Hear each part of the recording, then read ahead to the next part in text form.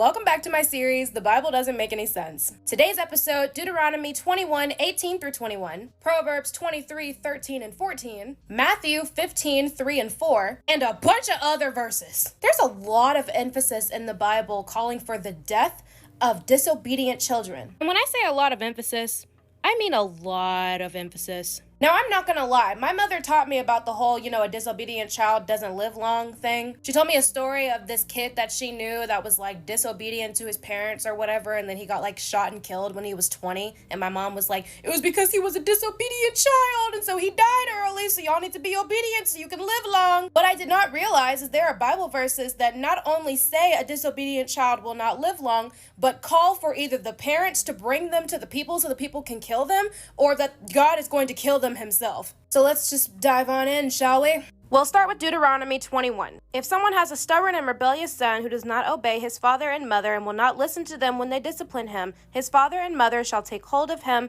and bring him to the elders at the gate of his town. They shall say to the elders, "This son of ours is stubborn and rebellious. He will not obey us. He is a glutton and a drunkard." And all of the men in the town are to stone him to death. So first of all, how did we switch from this child is disobedient to this child is a glutton and a drunkard? Where did that part come? We skipped multiple steps here. Second, why does he have to die? That's what I'm trying to figure out. Why does the child have to die for not obeying the father and the mother? And then it clicked in my head, oh yeah, children are to parents like Christians are to God. They are supposed to obey at all times, not question anything, and if they don't obey, then they will receive death, which is eternal death, hell and all of that. So in a fucked up, twisted way, it actually kind of makes sense. Now, Proverbs 23 is where things kind of shifted. Do not withhold discipline from a child. If you punish them with the rod, they will not die. Punish them with the rod and save them from death. Now, what I can't seem to understand is how this verse and Proverbs 13 and 24 can coincide.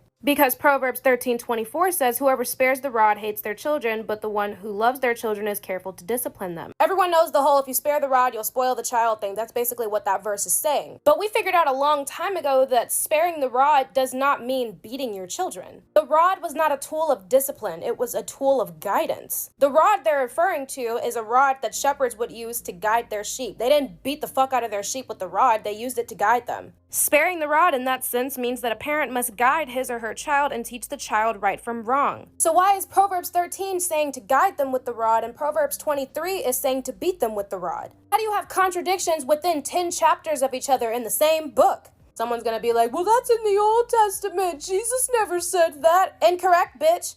Matthew 15:4, for God said, honor thy father and mother, and anyone who curses their father and mother is to be put to death. Even Jesus is calling for the death of literal children. Here's the main issue that I'm having, aside from the fact that the Bible is literally calling for children to be murdered. Everyone has a different idea of what disobedience is. That's the fucking problem with this book. Some people wrote one thing, some people wrote another thing, and it's all at different people's discretion. You cannot use this book as a moral code in any way, shape, or form when it was written with 50 different moral codes. Plus, do you know how easy it would be for a parent today to use that verse in the Bible and say, God wants me to kill my child for not washing the dishes? And they would 100% do it because that's how fucking crazy some Christians are. Think about these crazy motherfuckers that are out here killing their children because God told them to. Them reading verses like this is how they get the motivation to do shit like that. It's just fucking crazy, bruh.